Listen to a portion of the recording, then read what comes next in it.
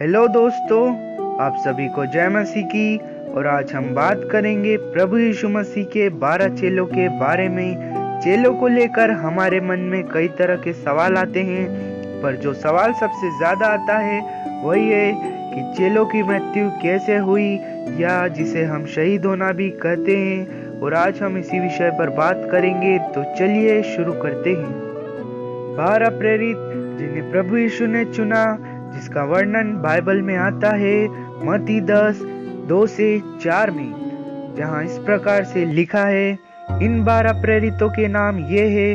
पहला शमौन, जो पतरस कहलाता है, और उसका भाई अंद्रियास, जब्दी का पुत्र याकूब और उसका भाई यूहन्ना, फिलिपुस और बरतुलमै, थोमा और महसूल लेने वाला मत्ती, हलफई का पुत्र याकूब और तद्दै, शमौन कनानी और यहूदा इस्करियोती, जिसने उसे पकड़वा भी दिया।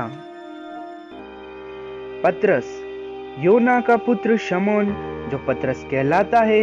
प्रभु ने इसे पतरस अर्थात चट्टान नाम दिया था और कहा था, मैं इस पत्थर पर अपनी कलीसिया बनाऊंगा। और यह बात सच हुई।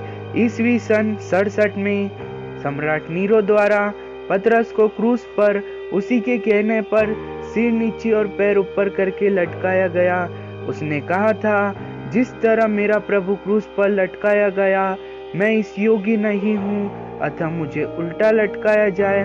पतरस को रोम में वेटिकन में ताबोर नदी के पास क्रूस पर उल्टा लटकाया गया। अंद्रियास प्रेरित पतरस का छोटा भाई था। जब प्रभु यीशु ने यूहन्ना से बपतिस्मा लिया, तब वह वही था। वहां घटी घटनाओं से प्रभावित होकर वह यीशु के पीछे हो लिया। इस तरह वह पहला प्रेरित बना। इसके बाद वह अपने भाई शमौन पतरस को भी उसके पास लाया और वह भी प्रेरित बन गया। अंद्रियास को यूनान में ईस्वी सन 60 में एक आकार की क्रूस पर बांधकर मारा गया। उस पर पथराव भी किया गया, जहां 2 दिन बाद उसकी मृत्यु हुई। जब्दी का पुत्र याकूब यूहन्ना का बड़ा भाई था और जब्दी का पुत्र था। इसकी माता का नाम सलोमी था। यह भी मछुआरा था। इसकी माता क्रूसीकरण के बाद प्रभु यीशु की देह पर सुगंधित वस्तुएं लाने वाली महिलाओं में से थी। जेलों में शहीद होने वाला यह याकूब सबसे पहला था। यह यरूशलेम में प्रचार करता था। इसी दौरान रोमी सम्राट हेरोदेस अग्रिप्पा ने ईस्वी सन 44 में इसे यरूशलेम के मंदिर के कंगूरे पर खड़ा करके तलवार से सिर काटकर कई फीट नीचे फिकवा दिया था। यह वही कंगूरा था जिस पर प्रभु यीशु की परीक्षा शैतान ने ली थी। यूहन्ना जब्दी का पुत्र एवं मछुआरा था। यह चेलों में सबसे छोटा था और प्रभु यीशु का प्रिय भी था। प्रेरित याकूब इसका बड़ा भाई था। यूहन्ना पतरस के साथ रोम गया था। वहां उसके प्रचार से क्रोधित होकर उसे मारने के लिए खोलते हुए तेल के कड़ाहे में डाल दिया गया, पर वह आश्चर्यजनक तरीके से बच गया। इस स्थान पर आज एक चर्च बनाया गया है। एक मान्यता यह भी है कि रोम में ही यूहन्ना को जहर से भरा प्याला दिया गया था, पर जब यूहन्ना ने प्याला हाथ में लिया तो जहर गायब हो गया और प्याले में एक सांप दिखाई दिया। इसी यूहन्ना का प्रतीक चिन्ह भी प्याला और उसमें एक सांप बताया गया है। पतमस टापू पर यूहन्ना को काले पानी की सजा दी गई। उसके बाद उसे छोड़ दिया गया। वहीं पर यूहन्ना ने प्रकाशित वाक्य भी लिखा। पतमुस टापू से काले पानी की सजा से छोड़ देने के बाद लगभग 100 वर्ष की आयु में उसकी मृत्यु हुई। केवल इस ही प्रेरित की स्वाभाविक मृत्यु हुई। फिलिपुस गलील का निवासी था। अंद्रियास प्रभु का पहला चेला था, तो फिलिपुस को दूसरा चेला बनने का गौरव प्राप्त हुआ। फिलिपुस स्वर्गारोहण के बाद रूस गया। वहां 20 वर्ष तक प्रचार करने के बाद वह फ्रीगिया गया। वहां प्रचार का विरोध करने वालों ने ईस्वी सन 80 में फिलिपुस को क्रूस से बांध दिया और उस पर पथराव भी किया गया, जिससे उसकी मृत्यु हो गई। बरतुलमै, इसका नाम नतानिएल, जिसे नथानिएल भी कहा जाता है। बरतुलमई गलील के काना नगर का निवासी था। बरतुलमई का सुसमाचार मिला, जिसके अनुसार बरतुलमई ने भारत में भी प्रचार किया। इसने मत्ती रचित सुसमाचार का इब्रानी भाषा में भी अनुवाद किया, जिसे वह भारत लाया। एक मान्यता के अनुसार बारबूस राजा की आज्ञा से आर्मीनिया में ईस्वी सन 71 में बरतुलमई को जीवित चमड़ी उतारकर क्रूस पर चढ़ाया गया और वहीं मृत्यु हो गई। थोमा को दिदुमुस भी कहा जाता है। थोमा ने मध्य पूर्व में पहले प्रचार किया, फिर इडिसा से भारत आया। यहाँ वह ईस्वी सन 49 में पहुंचा और बहुत प्रचार करके 7 चर्च स्थापित किए। थोमा ने भारत में जमकर प्रचार किया। थोमा ने उत्तर भारत, पंजाब और सिंध तक प्रचार किया। थोमा के प्रचार से तंग आकर कुछ लोगों ने ईस्वी सन 52 में उसे मैलापुर की पहाड़ी पर भाले से मारा। थोमा के शव को इडिसा ले जाया गया, जहां उसे दफनाया और उस स्थान पर आज एक चर्च बनाया गया है। मत्ती ने अनेक देशों में जमकर प्रचार किया।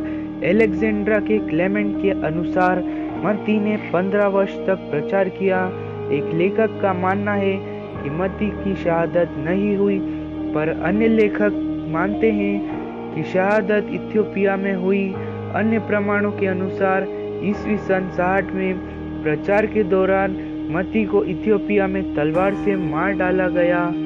याकूब प्रेरित मत्ती का भाई और हल्फई का पुत्र गलील के कफरनहूम का निवासी था। इसकी माता का नाम मरियम था। बाइबल में इसका वर्णन बहुत कम है।